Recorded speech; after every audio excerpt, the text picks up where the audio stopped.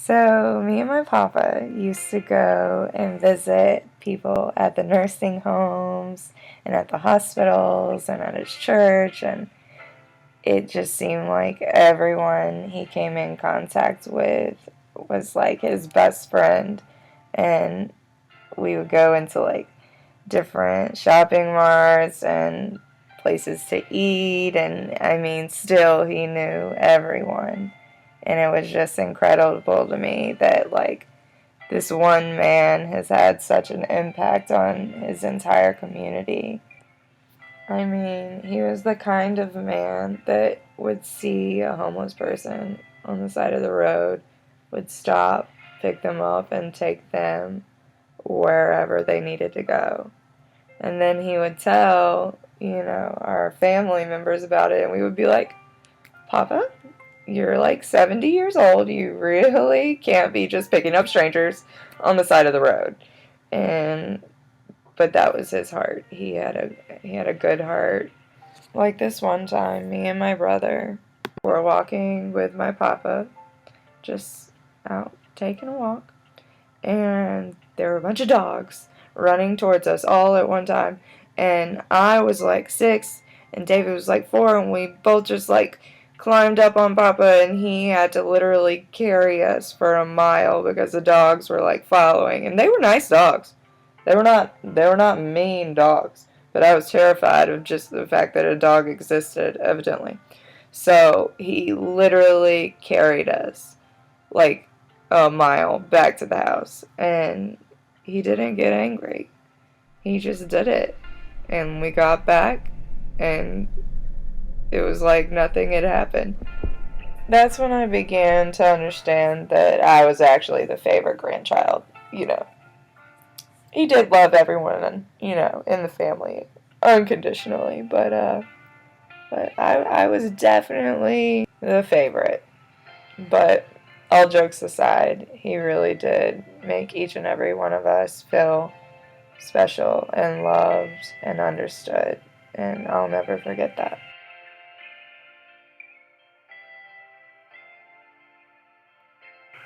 I'm without a doubt Papa's favorite grandchild. One reason being I stayed the closest to him and I was able to see him more often. I also got to stay with him for 3 weeks, which brought us an even closer bond. I will have those memories forever. I also do have him on video saying, Courtney, you know you're the favorite, with his cheerful laugh. With that being said, Papa never showed any type of favoritism towards any one of us grandchildren. He never made one grandchild feel more loved.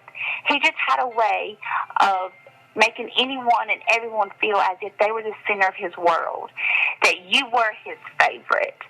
And anytime either one of us grandchildren would say that they were his favorite, this just tickled him. This filled him with so much joy. He felt so happy and so loved. We're all his favorite. I'm just a little bit more his favorite.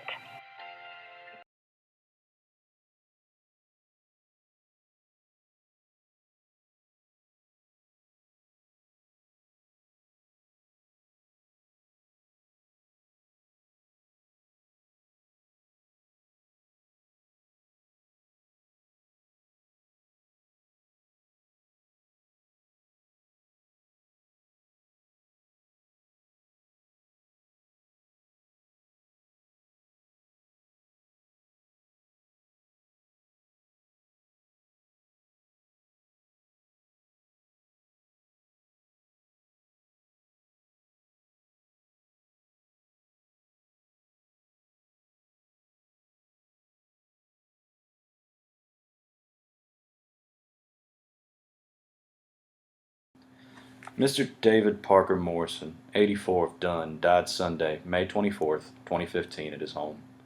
He was born June 27, 1930, in Harnett County, son of the late Malcolm and Jerona II Morrison. He was preceded in death by a wife, Jeanette Stewart Morrison, and his wife, Betty Barefoot Morrison, sisters, Dolly Culbreth, Billy Clark, and Ruby Langdon, and brother, Roderick Morrison. Mr. Morrison was retired from Irwin Mills in 2000, where he had worked for 51 years. He was a member and chairman of deacons at Samson Community Church. A funeral service will be held at 11 a.m. Wednesday, May 27, 2015, at Sanson Community Church, with Reverend Mike Weiner and Reverend Jerome Pope officiating. Burial will be at Irwin Memorial Park. The family would like to give a special thanks to Dunn Fire and Rescue and Carol with Liberty Hospice.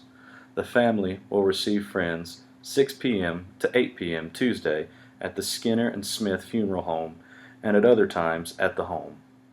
Memorials may be made to Sanson Community Church, 2896 Arrowhead Road, Dunn, North Carolina, 28334.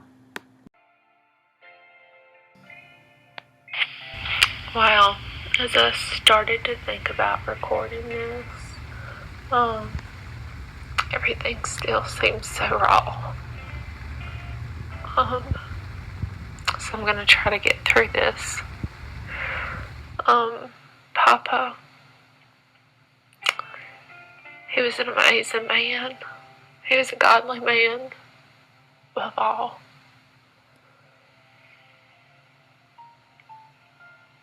He was special. He held a special place in my heart, as I know I held a special place in his. I was the oldest grandchild, the favorite grandchild. And I felt like in his eyes I could do no wrong. I remember some memories of when I was younger.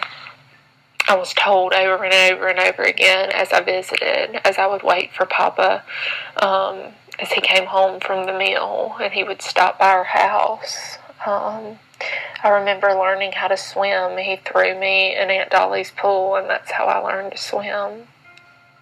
I sit here and I kind of look around at some things that I've pulled out that were Papa's. I remember him taking me around and showing me in money jars, and I thought I was special because I thought I was the only one that knew where they were. And he would tell me where they were, and he'd say, "Now don't tell anybody. Don't tell anybody." Recently, Mama brought me back home some papers that he had saved from when I was in the first grade. They're tattered and they're worn, but I look at them and I think he kept those. Those were special to him because they were something I gave him. I have a Happy Father's Day, Papa card from him, or to him, that I wrote to him when I was small, probably 4th grade, and it says, "My heart will always belong to Papa. I love you. You're the best grandfather a kid could get."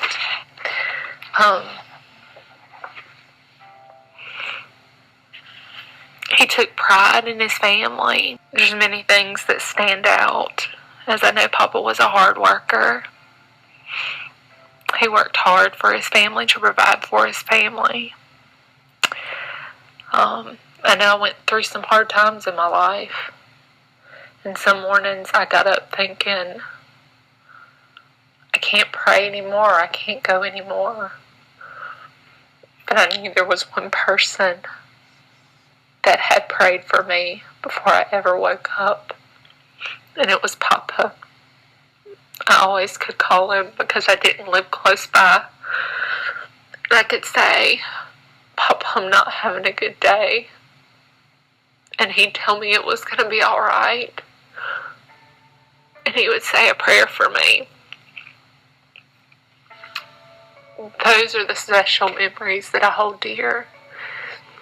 It's the inheritance. It's the heritage that he has left behind for us. His legacy that we must carry on.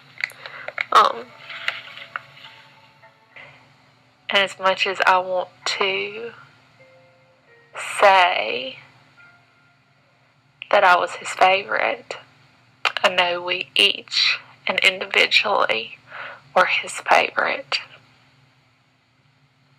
And I miss him greatly. But I'll see him again one day.